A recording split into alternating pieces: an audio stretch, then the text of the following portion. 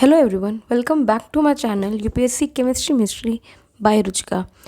आज का वीडियो हमारा एक केमिकल बॉन्डिंग का चैप्टर है जिसमें हम टॉपिक पढ़ने वाले हैं born Haber cycle. Previous videos में मैंने आपको आयनिक बॉन्ड बताया है एंड कोवेलेंट बॉन्ड बताया है और सब्लिमेशन वगैरह बताया है। तो इस वीडियो में हम डिस्कस करने वाले हैं एक बॉर्न हैबर साइकिल। स्टूडेंट्स, अगर आपको वीडियोस को अच्छा लग रहा हो तो प्लीज़ आप लाइक करो, मेरे चैनल को सब्सक्राइब करिए प्लीज़, एंड टेलीग्राम चैनल की लिंक मैं डिस्क्रिप्शन में दे दूँगी। प्लीज़ इसको ज्वाइन कर लो। अगर कुछ भी क्वेरी है मुझे रिस्पॉन्स अभी पता चलेगा अगर आपको समझ में आ रहा है। अगर आप समझ पा रहे हो जो मेरे कॉन्सेप्ट्स को समझाए हुए चीज़ों को, तो प्लीज़ मुझे आप कमेंट सेक्शन में प्लीज़ रिप्लाई करो कि हाँ आपको समझ में आ रहा है। कि कुछ भी दिक्कत हो तो भी मुझे प्लीज़ रिप्लाई करो ताकि मैं उसको एक सुधार कर पाऊँ उसमें। तो चलिए चलते हैं इस वीडियो की तरफ। तो सबसे पहले हम डिस्कस करेंगे बॉर्न हैबर साइकिल क्या होती है। देखो, जो बॉर्न हैबर साइकिल है ये हमारे दो थर्मोडायनेमिक्स की लॉ जो होते हैं हमारे उस पर डिपेंड करता है। तो सबसे पहला जो लॉ होता है हमारा, जो पहला लॉ होता है थर्मोडायनेमिक्स का, फर्स्ट लॉ, कि जो हमारी एनर्जी है वो कांस्टेंट रहने वाली है। बस वो एक फॉर्म में दूसरे फॉर्म में चेंज होती रहती है। मतलब कि total energy of the system remains constant, it only changes from one point two another. तो फर्स्ट लॉ ऑफ थर्मोडायनेमिक्स हमारा ये हो जाता है कि एनर्जी हमारी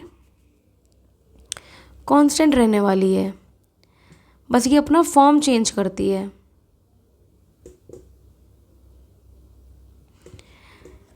और सेकंड लॉ हमारा होता है हेस लॉ। हेस लॉ ये बताता है कि कांस्टेंट हीट एमिशन हो रहा है।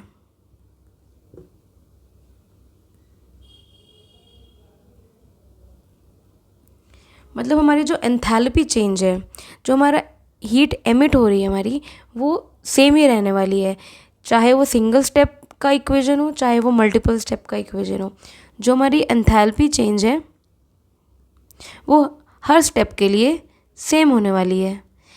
तो इस चीज़ को बोलते हैं हम लोग हेस लॉ।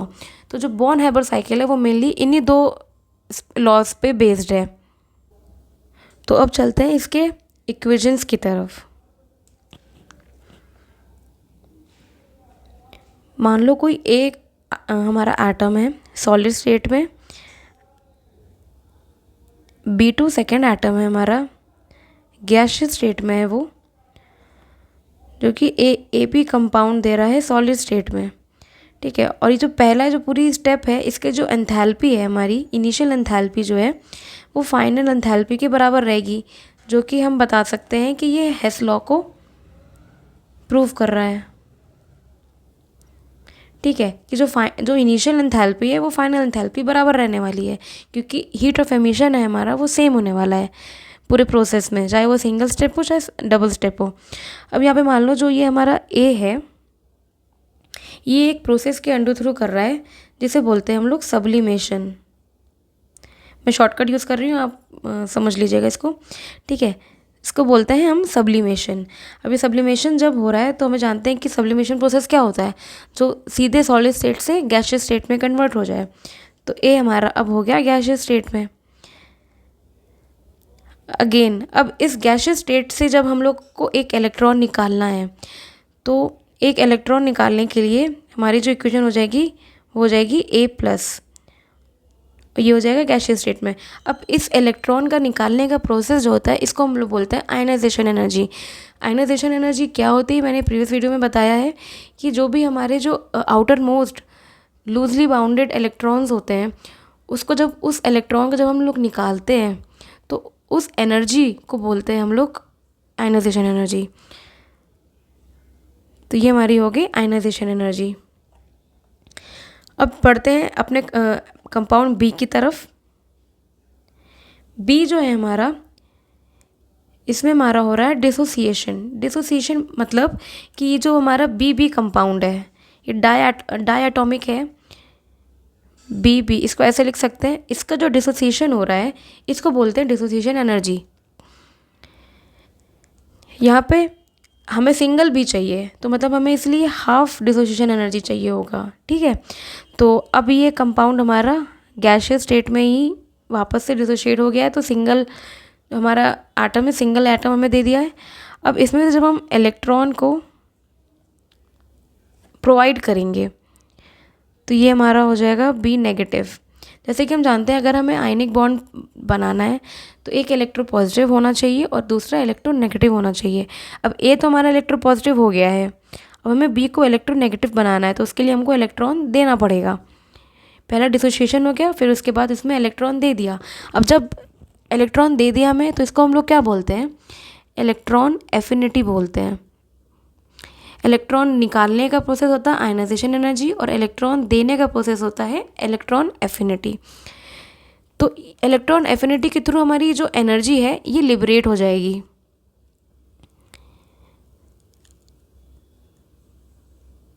एनर्जी लिबरेट होगी, ऑफ कोर्स सी बात है। अगर आप किसी चीज़ के इलेक्ट्रॉन दे रहे हो, इलेक्ट्रॉन प्रोवाइड कर रहे हो तो एनर्जी तो लिबरेट होनी चाहिए, ठीक है।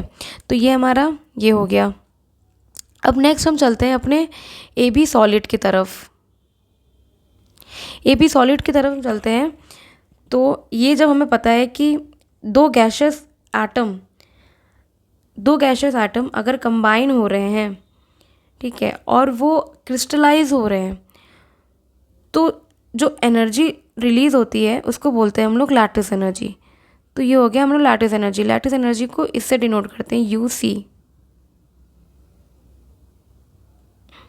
ये मैंने प्रीवियस वीडियो में कराया कि लैटिस एनर्जी क्या होती है, ठीक है। अगेन अब हमारा पहली स्टेप की एंथैल्पी आ गई, अब सेकंड स्टेप की एंथैल्पी निकाल लेते हैं।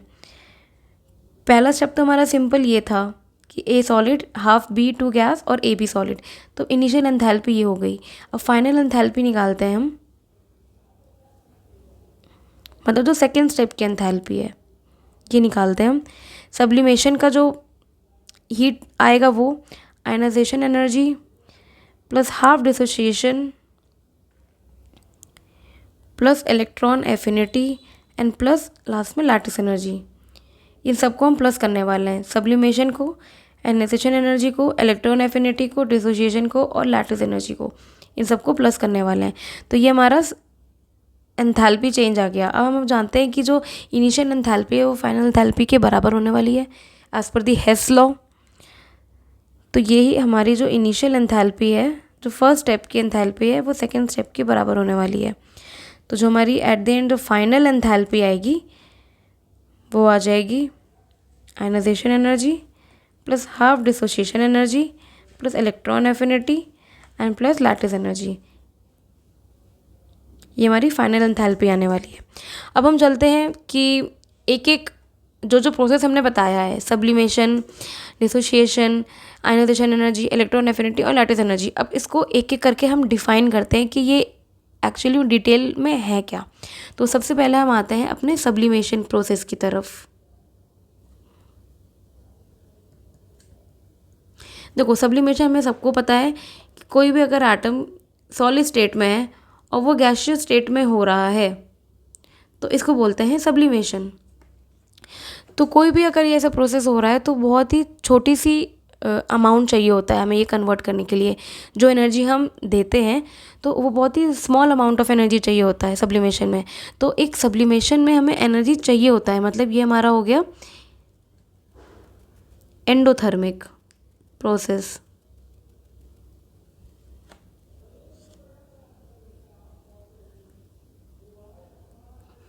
सब्लिमेशन हमारा एक एंडोथर्मिक प्रोसेस है। तो ऐसा देखा जाए कि सब्लिमेशन एक क्या रिस्ट्रिक्टिंग फैक्टर है। मान लो एक क्वेश्चन आता है कि सब्लिमेशन हमारा क्या एक रिस्ट्रिक्टिंग फैक्टर है आयनिक बॉन्ड को बनाने में, तो आपका आंसर होगा कि नहीं, सब्लिमेशन एक रिस्ट्रिक्टिंग फैक्टर नहीं है, क्योंकि ये बहुत ही स्मॉल होता है। सब्लिमेशन एनर्जी बहुत ही स्मॉल अमाउंट है एक, ठीक है, इसीलिए एक रिस्ट्रिक्टिंग फैक्टर ये नहीं, हम लोग सर्टेनली नहीं बोल सकते हैं। लेकिन कुछ एक्सेप्शंस हैं जिससे हम बोल सकते हैं कि ये रिस्ट्रिक्टिंग फैक्टर हो सकता है, और वो एक्सेप्शंस हैं हमारे कुछ ट्रांजिशन मेटल्स। फॉर एग्जांपल हमारा प्लैटिनम है, पैलेडियम है, सिल्वर है, मरकरी है एंड गोल्ड है। ये जो हमारे 5 ट्रांजिशन मेटल्स हैं इनको हम लोग नोबल मेटल्स से भी जानते हैं, इनको नोबल मेटल्स भी बोलते हैं। इनमें क्या होता है ना कि सब्लिमेशन एनर्जी बहुत ज़्यादा होती है और बहुत ज़्यादा इतनी ज़्यादा होती है कि ये आयनिक बॉन्ड की फॉर्मेशन को फेवर ही नहीं करती है। इसीलिए इसमें जो हमारा आयनिक बॉन्ड है ना वो नहीं बनता है। अब इस नोबल मेटल्स में एक और चीज़ होती है कि इसमें कोवलेंट बॉन्ड भी नहीं बन पाता है। कोवलेंट बॉन्ड क्यों नहीं बन पाता है? क्योंकि इसमें जितने भी हमारे डी ऑर्बिटल्स हैं, इन कंपाउंड्स के डी ऑर्बिटल्स, सॉरी इन एलिमेंट्स के डी ऑर्बिटल्स ऑलमोस्ट फिल्ड होते हैं। इसीलिए हमारे इसमें कोवलेंट बॉन्डिंग भी नहीं हो पाती। एक तो आयनिक बॉन्डिंग नहीं हो पाती क्योंकि इसमें सब्लिमेशन एनर्जी बहुत ज़्यादा होती है। जो हमारी सब्लिमेशन एनर्जी है वो बहुत ही ज़्यादा होती है, ठीक है। इसीलिए आयनिक बॉन्डिंग नहीं हो सकती। एंड सेकेंड रीज़न मैंने बताया कोवलेंट बॉन्डिंग भी नहीं हो सकती क्योंकि डी ऑर्बिटल्स इसके ऑलमोस्ट फिल होते हैं। तो आप ये एक्सेप्शन बता सकते हो। अगर क्वेश्चन आता है कि सब्लिमेशन एनर्जी क्या रिस्ट्रिक्टिंग फैक्टर है, तो आप बोलोगे नहीं, ये नहीं है, क्योंकि बहुत ही छोटा अमाउंट होता है किसी भी ट्रांजिशन में। बट एक एक्सेप्शन आप बता सकते हो जहाँ पे आपको एक एक्स्ट्रा एज मिलने वाली है कि नहीं, ये एक्सेप्शंस हैं कि कुछ मेटल्स हैं जहाँ पे सब्लिमेशन एनर्जी नहीं काम कर रही है, मतलब उसके हाई होने की वजह से एक रिस्ट्रिक्टिंग फैक्टर बन सकता है। तो इससे हम समझ गए सब्लिमेशन एनर्जी जो है हमारी, ये एक एंडोथर्मिक प्रोसेस है। अब नेक्स्ट आते हैं अपने आयनाइजेशन एनर्जी की तरफ।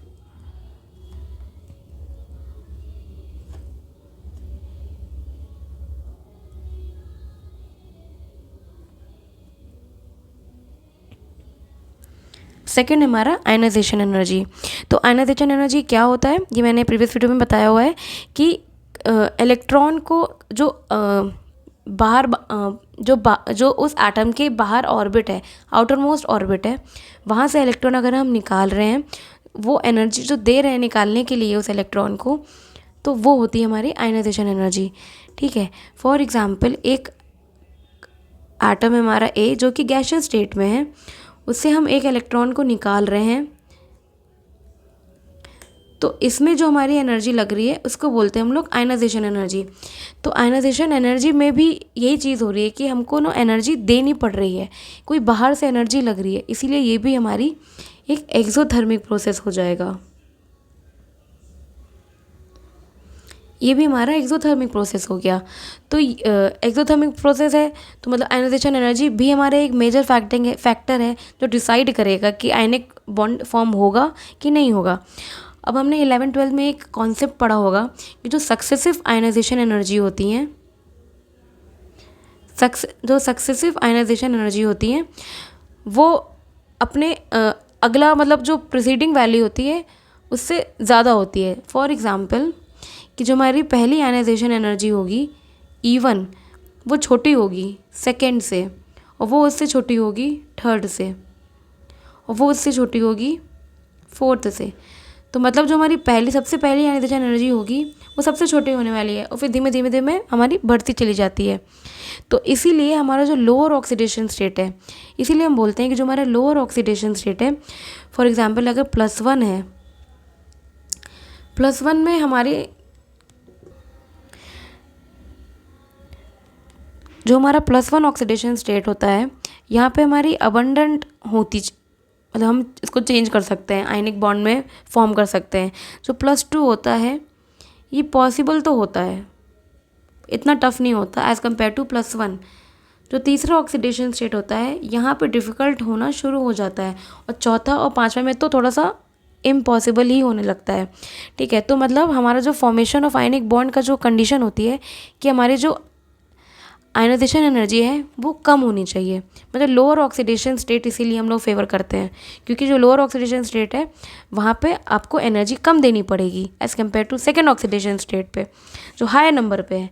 तो इसीलिए एक ये मेजर डिसाइडिंग फैक्टर है हमारा आयनिक कंपाउंड के फॉर्म करने में। अब थर्ड हमारा आता है डिसोसिएशन एनर्जी। आयनाइजेशन एनर्जी भी हमारा एंडोथर्मिक प्रोसेस होता है। अब आते हैं हम डिसोसिएशन एनर्जी पे। जो डिसोसिएशन एनर्जी है, ये एनर्जी क्या होती है, जो हमारे जो डाई एटम्स होते हैं हमारे, जैसे कि ऊपर एग्जांपल में मैंने बताया तो B2, जो इन दो एटम्स के बीच में जो बॉन्ड तोड़ने की जो एनर्जी होती है इसको बोलते हैं डिसोसिएशन एनर्जी, ठीक है। तो इसका इक्वेशन हम लिखना चाहें तो इसको ऐसे लिख सकते हैं, मान लो A2 कोई गैस है, ये 2 टाइम्स अपने कंपाउंड में चेंज हो रहा है, यहाँ पे जो चेंज इन एंथैल्पी होने वाली है वो प्लस होने वाली है, क्योंकि डिसोशिएट हो रहे हो तो एनर्जी तुम दे ही रहे हो इस तरीके से। तो ये भी हमारी एनर्जी प्रोवाइडिंग चीज़ हो जाएगी, इसमें भी आप एनर्जी दे रहे हो, तो ये भी हमारी एंडोथर्मिक होने वाली है। एंडोथर्मिक मतलब कि आप एनर्जी प्रोवाइड कर रहे हो, ठीक है। तो इसीलिए ये जो हमारी डिसोसिएशन एनर्जी भी है, ये भी एक थोड़ा सा मेजर फैक्टर है, डिसाइड करता है कि हमारा जो आयनिक कंपाउंड है वो फॉर्म होगा कि नहीं होगा। तो यहाँ पे एक हमारा एक कॉन्सेप्ट आता है कि चलो ये तो हमने क्लियर कर लिया कि अच्छा बॉन्ड डिसोशिएट हो रहा है तो मतलब एंडोथर्मिक है, आप इसमें एनर्जी दोगे तो वो डिसोशिएट हो जाएगा और आपका आयनिक कंपाउंड बन जाएगा। बट एक इसमें एक्सेप्शन आता है कि क्या नाइट्रोजन एक आयनिक कंपाउंड बन सकता है? जो नाइट्रोजन है ये भी तो हमारा डायटॉमिक है, क्या ये आयनिक कंपाउंड बन सकता है? तो इसका आंसर है कि नहीं, ये हमारा आयनिक कंपाउंड नहीं बन सकता। और क्यों नहीं बन सकता? क्योंकि इसमें ट्रिपल बॉन्ड प्रेजेंट है, तो उसकी जो डिसोसिएशन एनर्जी है वो बहुत ही ज़्यादा है, तो इसीलिए वो हमारी आयनिक कंपाउंड फॉर्म ही नहीं होने देता है। जो हमारा नाइट्रोजन आटम है इसमें ट्रिपल बॉन्ड प्रेजेंट होता है, तो इसका इतना ज़्यादा डिसोसिएशन एनर्जी है कि ये आयनिक कंपाउंड फॉर्म ही नहीं करेगा। तो हमारा जो फॉर्मेशन ऑफ आयनिक कंपाउंड को फेवरेबल चीज़ है कि वो डिसोसिएशन एनर्जी भी हमारी कम होनी चाहिए। इतना ज़्यादा कर दोगे डिसोसिएशन एनर्जी को तो आयनिक बॉन्ड हमारा बनेगा ही नहीं, सब कुछ डिसोशिएट हो जाएगा। मतलब इतना ज़्यादा डिसोशिएशन एनर्जी है कि ये सब कुछ डिसोशिएट हो जाएगा। तो आयनिक कंपाउंड बनने के लिए थोड़ा बहुत तो हमें चाहिए ही होता है, कि ताकि मतलब उसमें एक बॉन्ड जैसा बने। आयनिक बॉन्ड बनाने के लिए बॉन्ड का मतलब ही होता है कि हमें इंटरेक्शन चाहिए होता है। बट N2 में इतना ज़्यादा एनर्जी हो जाता है, डिसोसिएशन एनर्जी, कि ये कंपाउंड बिल्कुल ही अलग हो जाते हैं। आई होप आपको समझ में आ रहा होगा एग्जाम्पल्स। तो अब नेक्स्ट बढ़ते हैं हम अपने इलेक्ट्रॉन एफिनिटी की तरफ। थर्ड हो गया, फोर्थ इलेक्ट्रॉन एफिनिटी आ गया हमारा।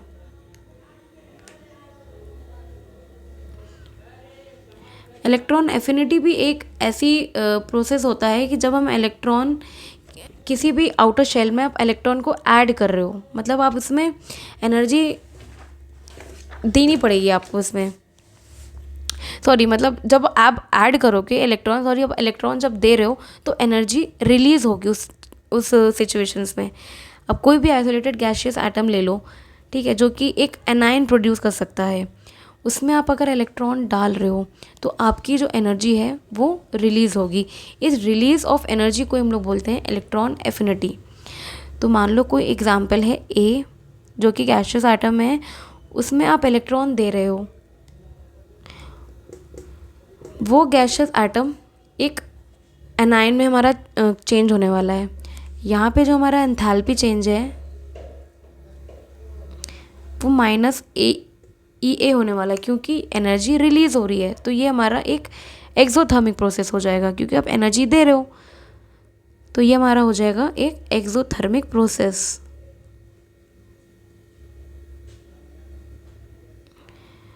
फॉर द काइंड इन्फॉर्मेशन मैं बता दूं कि अगर आप लिख रहे हो तो आप मॉड ही लोगे, मतलब पॉजिटिव में ही लेने वाले हो, तो इसका मॉड लेना पड़ेगा आपको। फॉर इन केस अगर मान लो कि फ्लोरीन एक एटम है, ठीक है, उसकी इलेक्ट्रॉन एफिनिटी हमें पता है कि -327 होती है, बट अगर आप नॉर्मली लिख रहे हो तब 327 किलो जूल मोल -1 ही लिखोगे। तो जब भी उसमें इलेक्ट्रॉन ऐड होगा फ्लोरीन में तो उसकी वैल्यू हो जाएगी 327 किलो जूल मोल -1, जो एनर्जी रिलीज हो रही है। तो ये आप पॉइंट याद रखना कि जो फर्स्ट इलेक्ट्रॉन गेन एंथैल्पी होती है हमारी, वो हमेशा नेगेटिव होती है, और जो सेकेंड होती है, जो फर्स्ट इलेक्ट्रॉन गेन एंथैल्पी होती है वो हमेशा नेगेटिव होती है, एंड जो second gain electron gain enthalpy होती है वो हमेशा पॉजिटिव होती है। स्टूडेंट्स, ये पॉइंट्स आप याद रखना। बट अब फिर से वही बात आ जाती है कि जो हमारी इलेक्ट्रॉन गेन एंथैल्पी है, क्या ये रिस्ट्रिक्टिंग फैक्टर है हमेशा हमारे जो आयनिक बॉन्ड को फॉर्म करने में? क्योंकि इसकी वैल्यू जो होती है बहुत ही लो होती है। तो हमारा आंसर होता है कि नहीं, ये हमारा रिस्ट्रिक्टिंग फैक्टर नहीं है, क्योंकि इसकी जो इलेक्ट्रॉन एफिनिटी की वैल्यू होती है वो बहुत ही लो होती है, तो इतना ज़्यादा मेजर इफेक्ट नहीं देगा वो। अब नेक्स्ट आते हैं हम अपने लैटिस एनर्जी की तरफ। फिफ्थ पार्ट है हमारा लैटिस एनर्जी।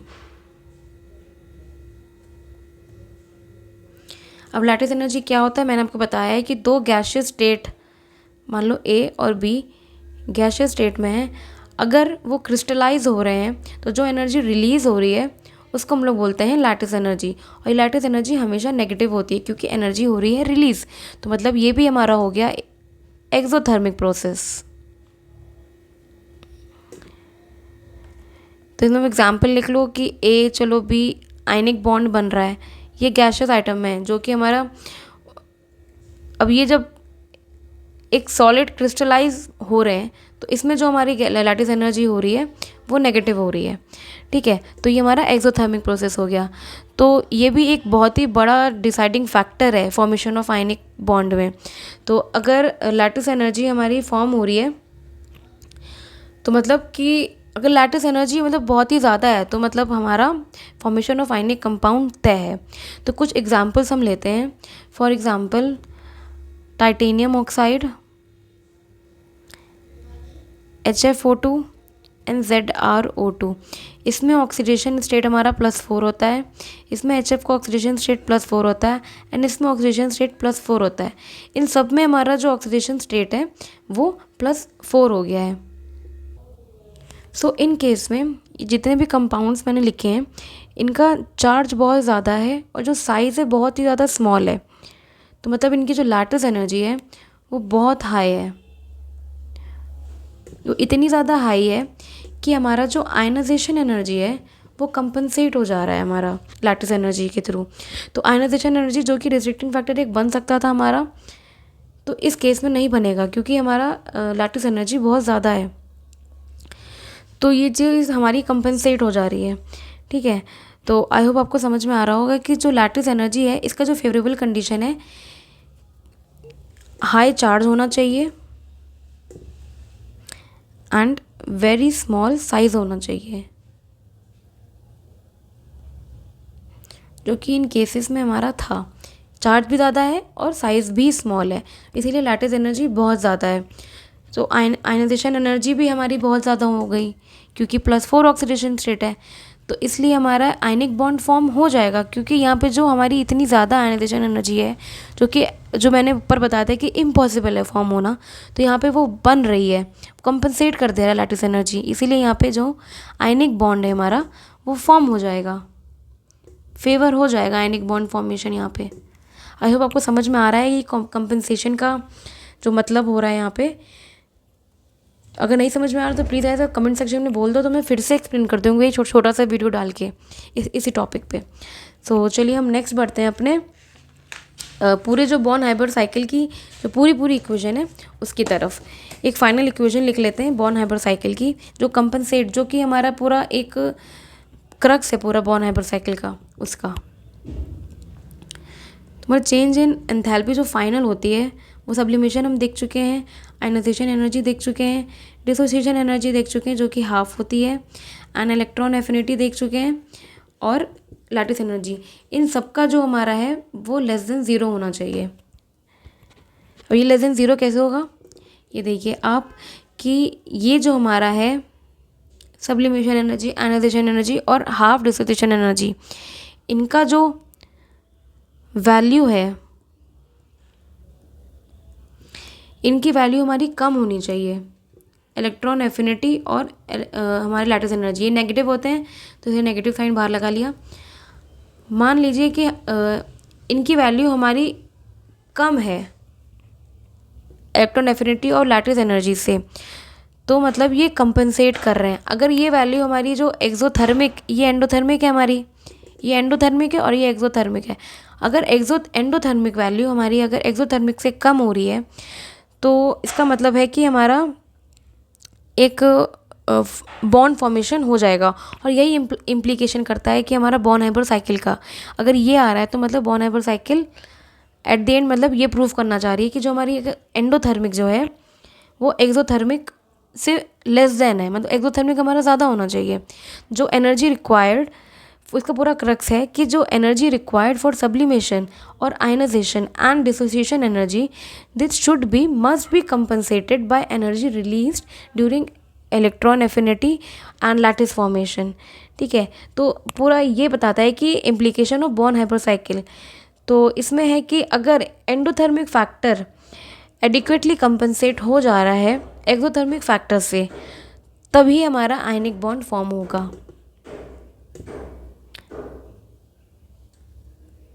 तो आपको पूरा बॉर्न हाइपर साइकिल ने यही बताया है कि आयनिक बॉन्ड कब फॉर्म हो रहा है। तो मेन पूरा क्रक्स हमारा बॉर्न हाइपर साइकिल का यही है कि एंडोथर्मिक हमारा एक्सोथर्मिक कंपनसेट होना चाहिए। ठीक है, फॉर एग्जांपल मैं एग्जांपल के थ्रू समझाती हूँ अगर आपको। तो एक एग्जांपल समझ लो कि एक कंपाउंड है NaCl और दूसरा कंपाउंड है NaCl2।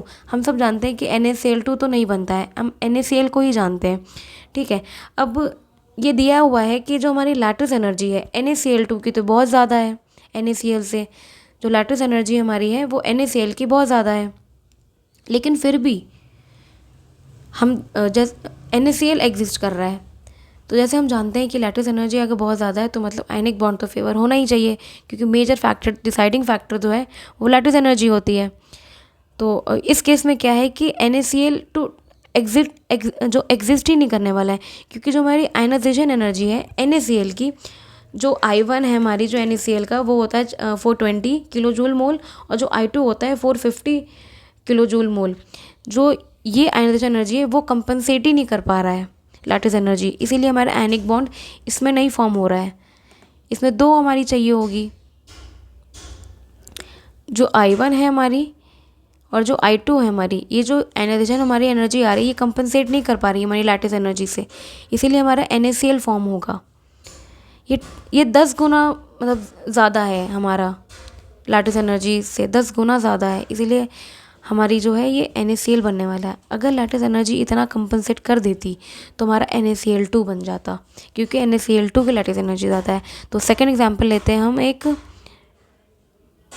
MgCl and MgCl2। अब हम इसमें जानते हैं कि इसमें +1 ऑक्सीडेशन स्टेट होती है, इसमें +2 ऑक्सीडेशन स्टेट होती है। अब देखो जो सेकेंड आयनाइजेशन एनर्जी है हमारी मैग्नीशियम की, ये ज़्यादा है, और हम जानते हैं कि अगर हमें आयनिक बॉन्ड बनाना है तो हमें कम आयनाइजेशन चाहिए होती है और ज़्यादा लैटिस एनर्जी चाहिए होती है। यहाँ पे हमारा आयनाइजेशन एनर्जी हमारी ज़्यादा है MgCl2 में। ठीक है, लेकिन जो एग्जिस्ट कर रहा है वो MgCl2 ही एग्जिस्ट कर रहा है, MgCl1 एग्जिस्ट नहीं कर रहा है। क्यों नहीं कर रहा है? क्योंकि यहाँ पे जो चार्ज है वो बहुत ज़्यादा है और साइज़ जो है MgCl का वो बहुत ही छोटा है। तो मतलब जो लैटिस एनर्जी ऑफ MgCl2 है वो इतना ज़्यादा है कि वो कंपनसेट कर दे रहा है हमारा second ionization energy of MgCl2 को। इसका मतलब है, ठीक है स्टूडेंट्स, इसकी जो आयनाइजेशन एनर्जी है +2 की जो आयनाइजेशन एनर्जी है वो ऑफकोर्स ज़्यादा होगी हमारी +1 के अकॉर्डिंग। ठीक है, ये ज़्यादा है हमारी, हमें वैसे चाहिए होती है कम, और इसकी लैटिस एनर्जी हमारी ज़्यादा है क्योंकि MgCl2 है, इसकी लैटिस एनर्जी ज़्यादा है। अब ये ज़्यादा है, ये भी ज़्यादा है, बट ये लैटिस एनर्जी हमारा इसको कंपनसेट कर दे रहा है, इसीलिए ये फॉर्मेशन हो रहा है। ऊपर के केस में हमारा ये कंपनसेट नहीं कर पा रहा था, इन दोनों का सम भी कंपनसेट नहीं कर पा रहा था हमारी इसकी जो लैटिस एनर्जी थी। लैटिस एनर्जी इतनी ज़्यादा नहीं थी कि कंपनसेट कर दे, इसीलिए हमारा NaCl बन रहा था। यहाँ पे कंपनसेट हो जा रहा है, इसलिए हमारा MgCl2 बन रहा है। आई होप आपको समझ में आ रहा होगा। तो जो हमारा बॉर्न हाइपर साइकिल है वो पूरा यही दर्शाता है कि आयनिक बॉन्ड हमारा फॉर्म होगा कि नहीं होगा। तो एक आपको मैं पूरी एक इक्वेशन लिख के दे देती हूँ। आई होप आपको पूरा क्रक समझ में आ जाए।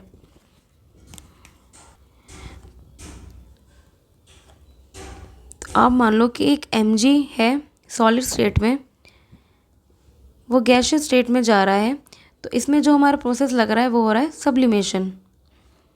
अब मैग्नीशियम से Mg+ में जा रहा है, इसमें आ रहा है हमारा आयनाइजेशन एनर्जी पहला। अभी Mg+ से Mg2 में जा रहा है,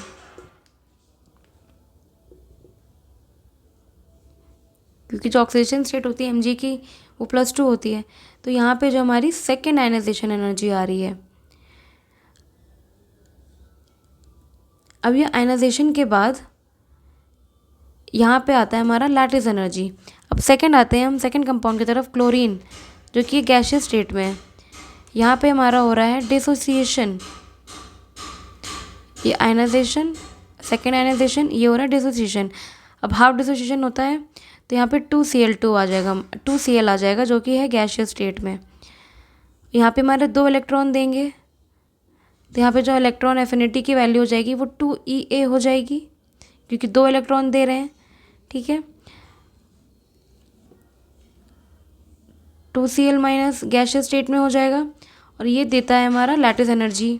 अब जब दोनों कंपाउंड्स हमारे Mg और 2Cl माइनस जब कंपाउंड फॉर्म होंगे दोनों, तो लैटिस एनर्जी रिलीज होगी और एक कंपाउंड बनेगा जो क्रिस्टल होगा MgCl2। MgCl2 क्यों फॉर्म हो रहा है मैंने आपको बता दिया है। तो इसका पूरा जो हमारा एंथैल्पी की इक्वेशन हो जाएगी सब्लिमेशन हो जाएगा plus I1 plus I2 plus dissociation हो जाएगा, 2 इलेक्ट्रॉन एफिनिटी हो जाएगा एंड प्लस लैटिस एनर्जी हो जाने वाला है। ये हमारी इक्वेशन हो जाएगी। अब ऐसे इक्वेशन आप MgO की भी लिख सकते हो। ठीक है, तो चलिए मैं MgO की भी लिख बता देती हूँ। MgO की इक्वेशन फिर से स्टार्ट करो। Mg सॉलिड स्टेट में प्लस हाफ O2 जो कि गैसियस स्टेट में है, MgO जो कि सॉलिड स्टेट में है। Mg अगेन सॉलिड देगा जाएगा Mg गैस में, यहाँ हो जाएगा हमारा सब्लिमेशन प्रोसेस। फिर से ये Mg+1 में जाने वाला है जहाँ I1 हो जाएगा, फिर से ये I2 Mg2+ में जाना आ रहा है और फिर से ये लैटिस एनर्जी में जाने वाला है। अब यहाँ पे हमारा आ गया O2, शुरुआती कर लो हाफ O2 से जो कि गैसियस स्टेट में है। ठीक है, यहाँ पे डिसोसिएशन होने वाला है, हाफ डिसोसिएशन करोगे O लिख दोगे, यहाँ आ गया गैसियस स्टेट। अब यहाँ पे आप इलेक्ट्रॉन दो, इलेक्ट्रॉन एफिनिटी -2 हमारा होता है तो 2 बार इलेक्ट्रॉन देना पड़ेगा, तो यहाँ पे O- हो गया हमारा। फिर आप एक और इलेक्ट्रॉन दोगे तब ये हमारा E2 आने वाला है। अब यहाँ पे आपको O2- मिलने वाला है। अब ये कंपाउंड और ये कंपाउंड मिलके लैटिस एनर्जी हमारा देगा और क्रिस्टलाइज होगा और ये फॉर्म कर देगा हमारा MgO, ये कंपाउंड फॉर्म कर देगा। अब इसका आपको एंथैल्पी का फॉर्मेशन का पूरा इक्वेशन निकला है, तो sublimation plus half dissociation plus I1 plus I2 हो गया and then E_A1 plus E_A2 and lattice energy.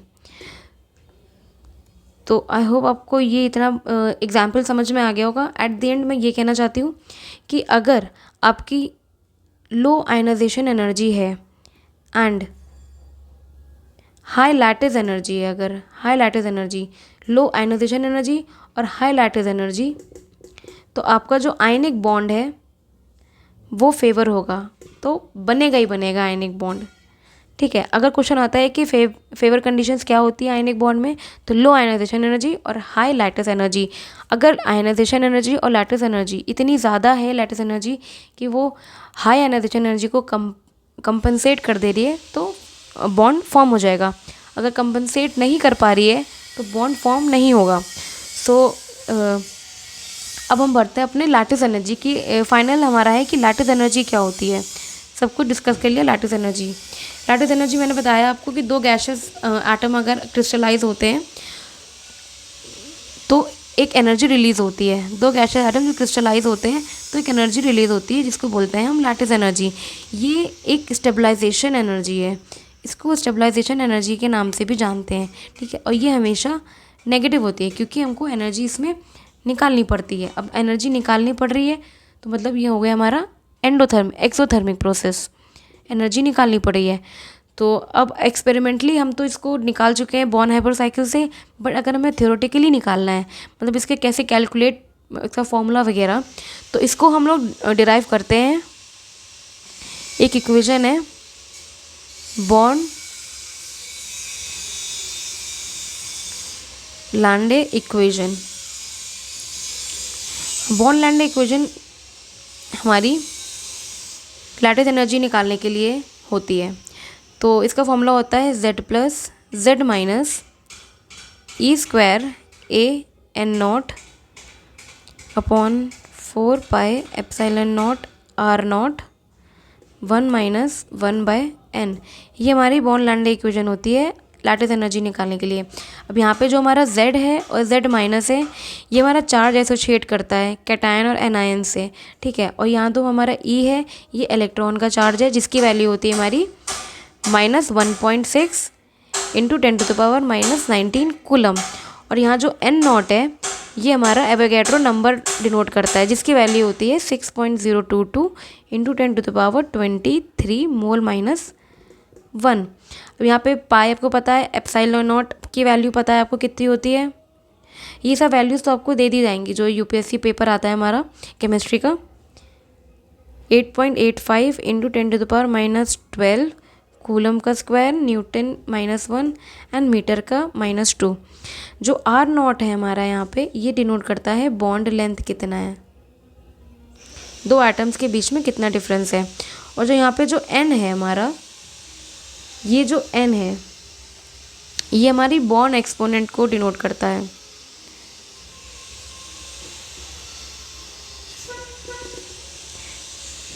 And यहाँ पे जो ए है, सबसे मेजर रोल तो यहाँ पे ए प्ले करता है। ए क्या है? ए हमारा है मैडलंग कांस्टेंट। मैडलंग कांस्टेंट, ये मैडलंग कांस्टेंट क्या है? मैडलंग कांस्टेंट एक ओवरऑल अट्रैक्टिव और रिपल्सिव फोर्स को रिप्रेजेंट करता है, ठीक है। तो जो मैडलंग कांस्टेंट है वो इस चीज़ पर डिपेंड करता है कि क्रिस्टल का नेचर कैसा है।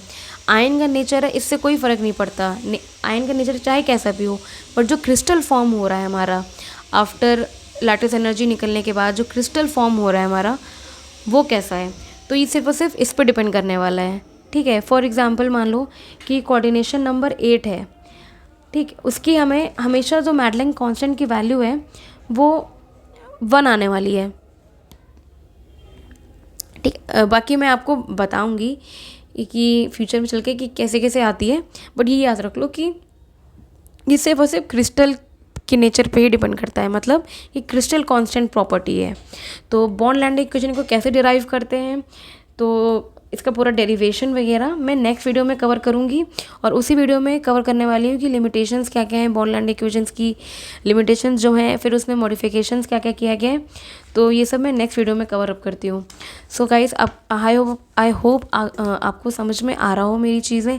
अगर नहीं आ रहे हैं तो प्लीज़ आप मुझे कमेंट सेक्शन में बताओ, कुछ प्लीज़ रिप्लाई करो ताकि मुझे समझ में आए कि हाँ आप मुझसे इन्वॉल्व हो, मेरे जो टीचिंग का तरीका है आपको अच्छा लग रहा है या आपको समझ आ रहा है कि नहीं आ रहा है। अगर नहीं आ रहा है तो प्लीज़ आप मुझे समझाओ, तो मैं अपनी स्किल्स को थोड़ा सा एनहेंस करने की कोशिश करूँगी। एंड प्लीज़ मेरा टेलीग्राम चैनल को ज्वाइन कर लो, अगर कोई भी क्वेरी है तो मैं बता दूँगी आपको, उसी में डिस्कस कर लूँगी, ठीक है। आपको जितने भी मैं टॉपिक्स करा रही हूँ तो उसकी PDF आपको टेलीग्राम चैनल पर भेज दूँगी। मेरे जो हैंड रिटन नोट्स हैं डायस के, तो वो मैं आपको टेलीग्राम चैनल पर भेज दूँगी स्कैन करके। एंड प्लीज़ यार सब्सक्राइब करो ताकि मुझे थोड़ा सा मोटिवेशन मिले। मैं चाहती हूँ मेरी एक अच्छी कम्युनिटी बन जाए जिसमें मैं सबकी हेल्प कर पाऊँ। और जैसे कि हम सब जानते हैं कि हमारा ऑप्शनल में बहुत ही ज़्यादा लैक है कंटेंट का, तो मैं उस लैक को बिल्ड अप करना चाहती हूँ ताकि सबकी हेल्प हो पाए। So thank you guys for supporting me and please like share subscribe कर दो। और कोई भी क्वेरी हो टेलीग्राम चैनल के लिंक मैं दे दूँगी, सो प्लीज़ गाइज उसको ज्वाइन कर लो। So till then thank you guys, next video में मिलते हैं अब।